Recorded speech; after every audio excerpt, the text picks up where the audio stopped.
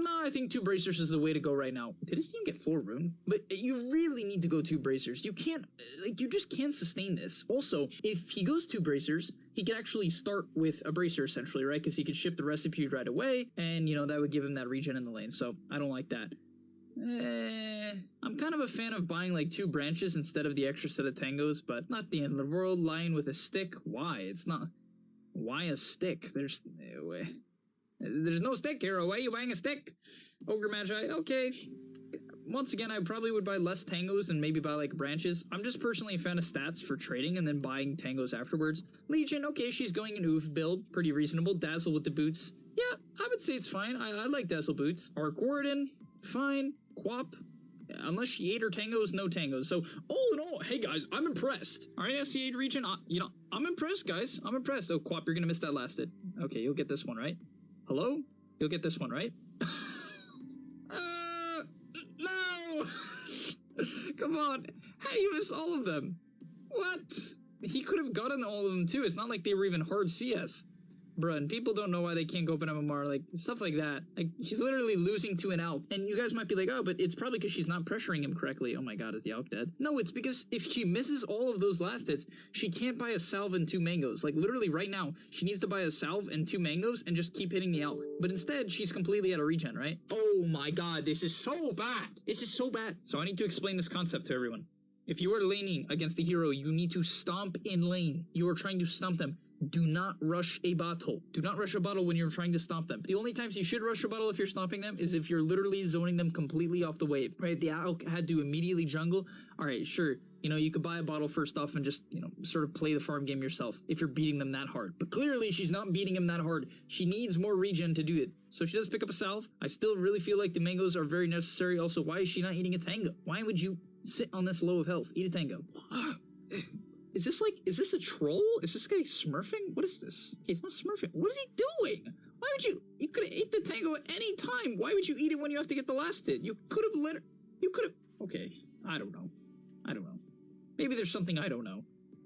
It's also not denying enough creeps, but what in god? Alright, I'm gonna stop watching this Quap, guys. I apologize for watching the Quap for so long, but why did she have 2 points in Blink? Who does this? Alright. Next up, we have the Dazzle, and he's rushing a Medallion. Honestly, I find this mildly bad. Like, I don't think it's terrible. Part of me wants to say it's actually kind of good. I love the fact that he's wrapping on the Slark. I love that positioning, so good on Meow. Like, I really love when supports do that. They don't just sit behind their offlaner and wait for something to happen. They actually make plays happen, you know, especially when the Slark got left alone. That was great, but the Medallion, it's okay. I'm just a much bigger fan of buying things like Stick, Mangoes, Clarities, so you can win the lane earlier on, right? Especially when I think about Legion Slark. Slark can win against Legion when he gets a bunch of items, but Legion wins early on. And so if I'm the Dazzle, I don't want to go for like a timing later on. I want to go for a timing early on, which is regen and stick, items like that, right? So, okay, Lion's dead. He's dead too. That's not really worth it though, because it gives Slark the permanent agility. All in all, this guy's playing really well. I just really wish he would change his build a bit, but like even this pointing grave seemed very, very heads up. Like, he skilled it mid-fight. I don't know if he would have gone this regardless. Generally when I'm playing Dazzle, I like to take the second point of Shadow Wave and just like hardcore pressure to lane, but if you're having a hard lane or it's like a super all-in lane, like they're just all-inning on you like this, the Grave is great. It was a bit early on the Grave, so, you know, not perfect, but after all, it got them the kill on the Slark, and that's worth it, even though he will end up dying here. They still got the kill on the Slark, which is good, right? Hopefully, what I see now is that this Arc Warden should get free farm, right? How does 18 CS? What? Dude, they were tri-laning. This guy must be just missing CS left and right. That's the thing, guys. I know I say this all the time in my videos, but like, if you're not good at last hitting, you're just not going to gain MMR very fast. Because you need... How is he 1-3? They weren't even starting in his lane. What the... But you need to get good at CS to just be good at Dota.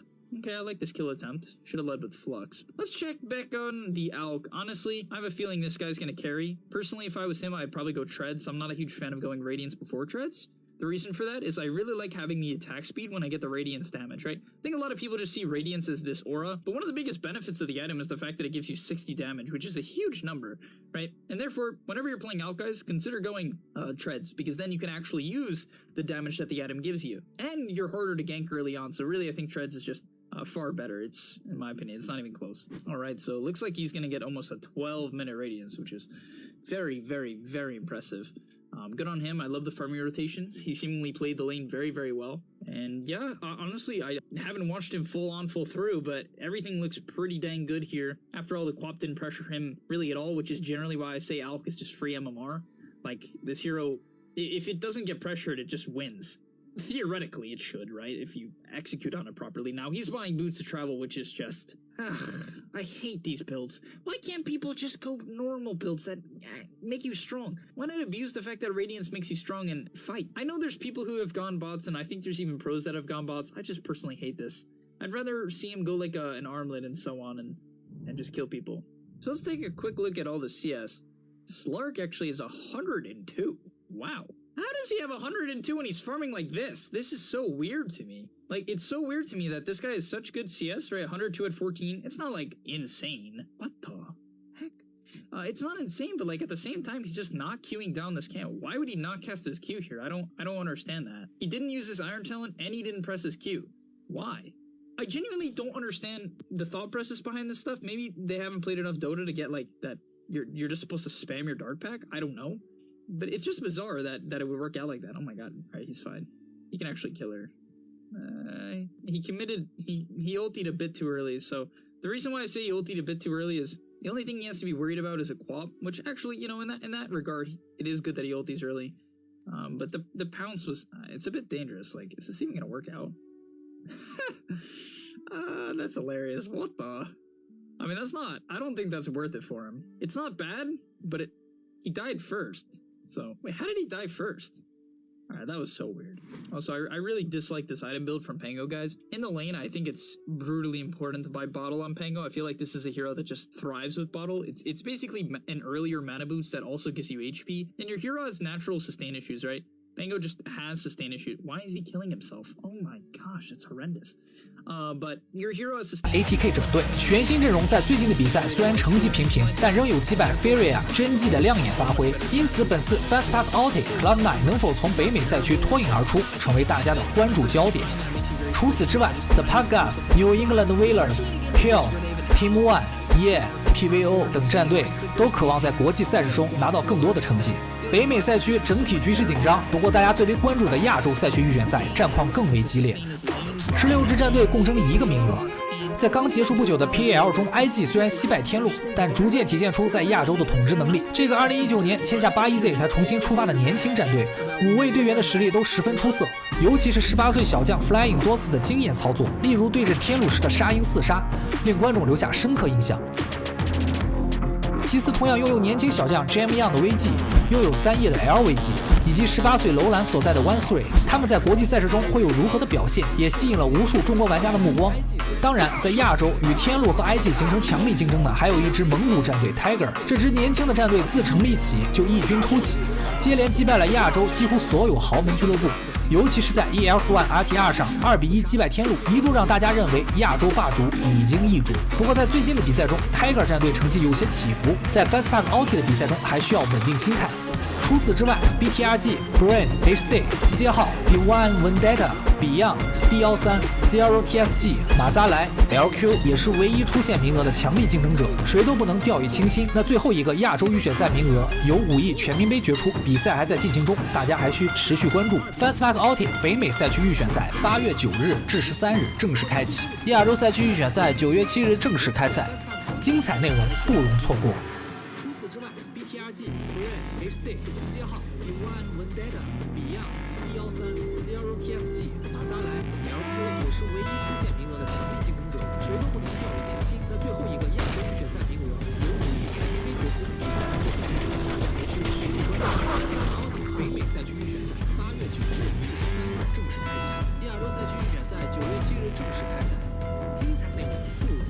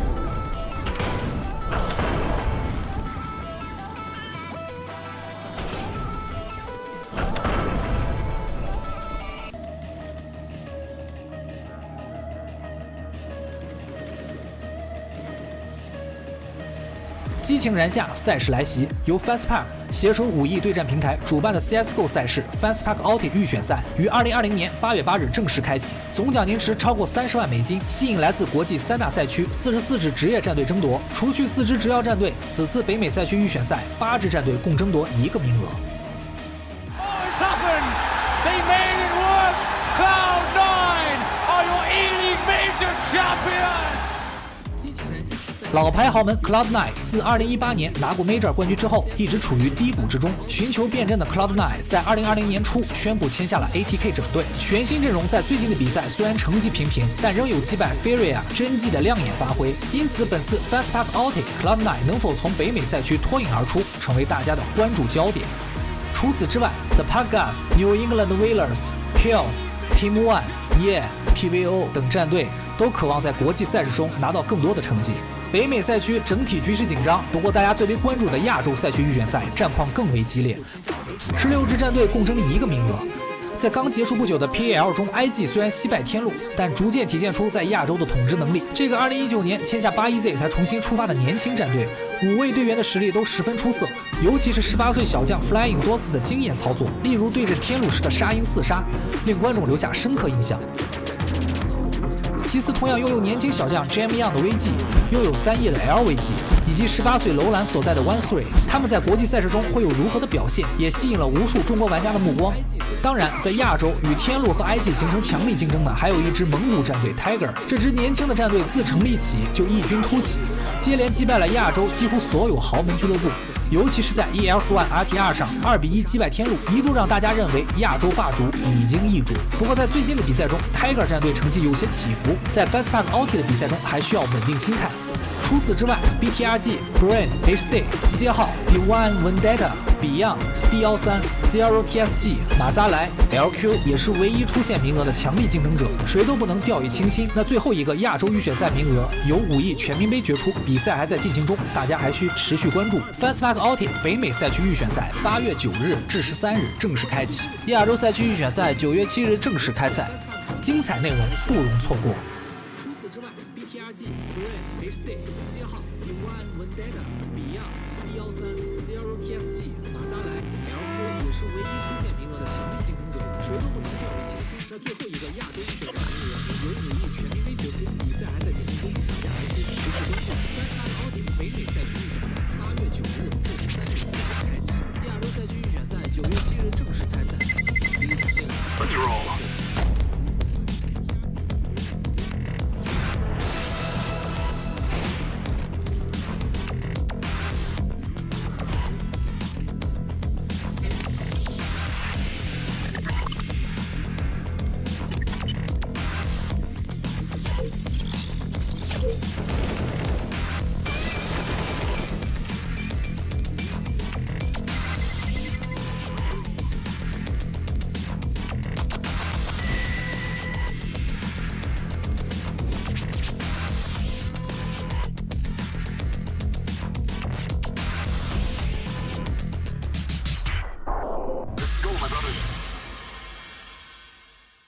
别玩了，干点正事儿。